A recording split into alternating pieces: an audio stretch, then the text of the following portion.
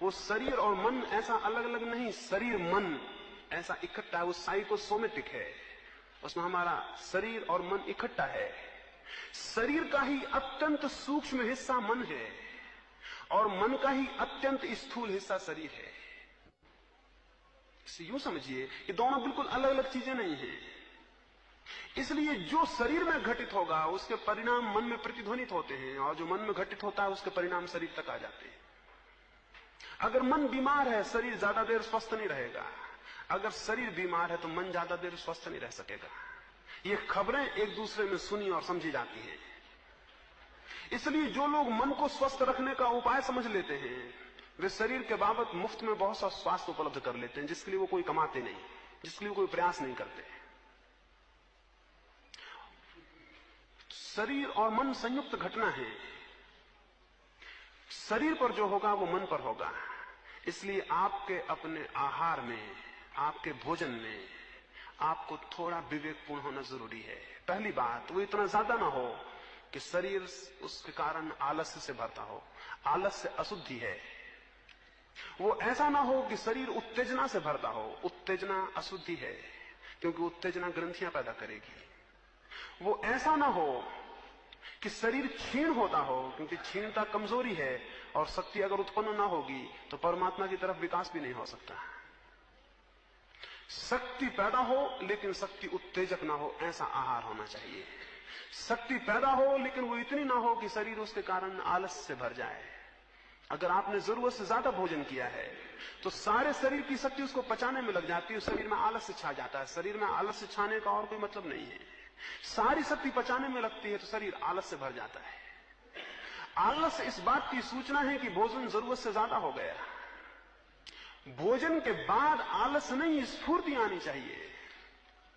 स्वाभाविक है, भूख लगी थी फिर भोजन किया तो स्फूर्ति आनी चाहिए, क्योंकि शक्ति उत्पन्न होने का स्रोत भीतर गया। लेकिन आपको तो आलस्य आता है। आलस्य इस बात का मतलब है कि आपने इतना भोजन कर लिया कि अब शरीर की सारी शक्ति उसको पचाएगी, तो शरीर अपने सारी शक्ति को खींच के पेट में ले जाएगा और सब तरफ से शक्ति क्षीण होने से आलस्य आ जाएगा। तो भोजन स्फूर्ति दे तब सम्यक है, भोजन उत्तेजना ना दे तब सम्यक है, भोजन मादकता ना दे तब सम्यक है। तो तीन बातें स्मरण रखें। भोजन सुस्ती ना दे तो वो शुद्ध है, भोजन उत्तेजना ना दे तो वो शुद्ध है, और भोजन मादकता ना दे तो वो शुद्ध है। ये मोटी बातें हैं और आपको इतना ना समझ में नहीं मानता है कि इनके विस्तार में चर्चा करने की जरूरत है। इनको आप समझेंगे और अपने ढंग से इनको व्यवस्थित करेंगे। दूसरी बात, गौण बातों में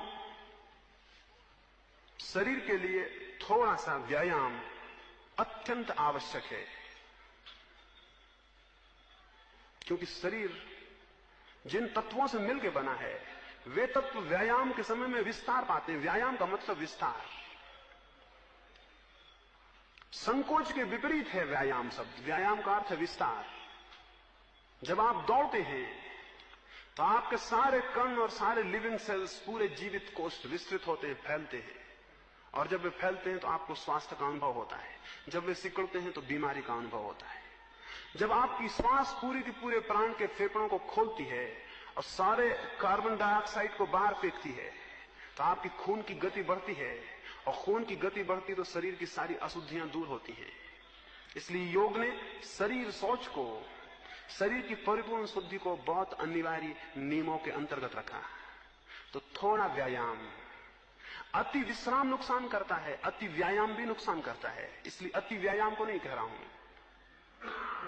अति व्यायाम नहीं, थोड़ा सम्यक व्यायाम कि जिससे आपको स्वास्थ्य का बोध हो, और अति विश्राम नहीं, थोड़ा विश्राम भी। जितना व्यायाम उतना विश्राम। इस सदी में व्यायाम भी नहीं है और विश्राम भी नहीं है। हम बहुत अजीब हालत में हैं। आप व्यायाम तो करते नहीं, आप विश्राम भी नहीं करते।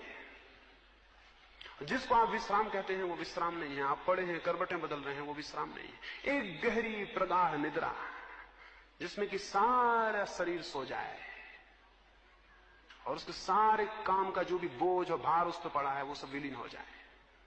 क्या आपने कभी ख्याल किया, अगर आप सुबह बहुत अस्वस्थ उठे हैं और तबीयत ताजी नहीं है तो आपका व्यवहार स्वस्थ नहीं होता। अगर आपको नींद अच्छी नहीं हुई और सुबह एक भिखारी आपसे भीख मांगने आया है, बहुत असंभव है कि आप उसे भीख दे सके। और अगर आप रात बहुत गहरी नींद सोए हैं और किसी ने हाथ बढ़ाए तो बहुत असंभव है कि आप अपने हाथ को देने से रोक सके। इसलिए भिखारी सुबह आपके घर मांगने आते हैं, शाम को नहीं आते, क्योंकि सुबह संभावना मिलने की है, शाम को कोई संभावना नहीं। ये बहुत मनोवैज्ञानिक है। भिखारी यूं नहीं सुबह आपके घर आ रहा है, शाम को नहीं आना है, शाम को कोई मतलब नहीं। शाम को आप इतने थके और शरीर इतना गलत हालत में होगा कि आप शायद ही किसी को कुछ दे सके। इसलिए वो सुबह आता है, अभी सूरज उग रहा है, आप नहाए होंगे, किसी ने घर में प्रार्थना की होगी, वो बाहर आके बैठा है, अभी इनकार करना बहुत मुश्किल होगा। शरीर को ठीक विश्राम मिले तो आपका व्यवहार बदलता है। इसलिए हमने आहार और विहार को संयुक्त माना है हमेशा से। जैसा आहार होगा, जैसा विहार होगा, अगर उन दोनों में सात्विकता होगी तो जीवन में बड़ी गति और बड़ा प्रवेश आंतरिक होना शुरू होता है। स्वास्थ्य की एक भूमिका बहुत जरूरी है और उसके लिए सम्यक आहार, सम्यक व्यायाम और सम्यक विश्राम, इनको आप बुनियादी हिस्से माने। हो सकता है यहां कुछ मित्र हों जो शारीरिक रूप से बहुत व्यायाम न कर सकते हों, न जा सकते हों, जंगल और पहाड़ न चढ़ सकते हों। उनके लिए मैं एक दूसरा प्रयोग कहता हूं। वे केवल 15 मिनट को सुबह उठ के स्नान करने के बाद एकांत कमरे में लेट जाएं, आंख बंद कर लें और कल्पना करें कि मैं पहाड़ियां चढ़ रहा हूं और दौड़ रहा हूं।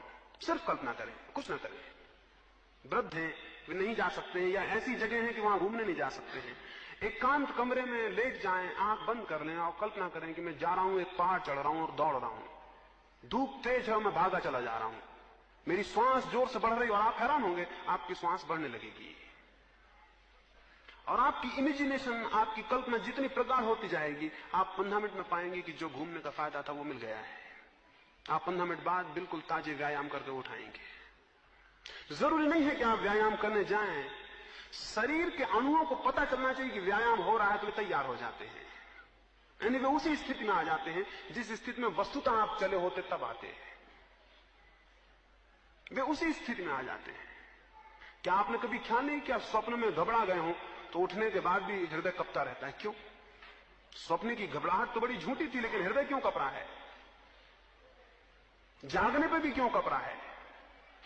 हृदय तो कब गया। हृदय को बिल्कुल पता नहीं है कि ये स्वप्न में घटना घटी कि सच में घटना घटी। हृदय को तो पता है कि घटना घटी, बस। तो अगर आप इमेजिनेशन में भी व्यायाम करते हैं तो फायदा उतना ही हो जाता है जितना कि वस्तुतः व्यायाम करिए, कोई भेद नहीं पड़ता। इसलिए जो बहुत समझदार थे इस मामले में, उन्होंने बड़ी अद्भुत तरकीबें निकालनी थी। अगर उन्हें आप एक जेल में भी बंद कर दें तो उनके स्वास्थ्य को कोई नुकसान नहीं पड़ेगा, क्योंकि वो 15 मिनट विश्राम करके और व्यायाम कर लेंगे। इसको भी देखें, जो नहीं जा सकते हैं, नहीं जाने की स्थितियों में है, वो इसका प्रयोग करें। और निद्रा के लिए रात्रि का जो ध्यान है उसके बाद निद्रा करें। शरीर ऐसे शुद्ध होगा। ये बात काफी होगी, इस पर आप विचार करेंगे, समझेंगे और इसका प्रयोग करेंगे। क्योंकि मैं जो कुछ कह रहा हूं वो सब प्रयोग करने की बात है। प्रयोग करेंगे तो ही उसका अर्थ खुलेगा, अन्यथा मेरी बातचीत उसका कोई अर्थ नहीं खुलता।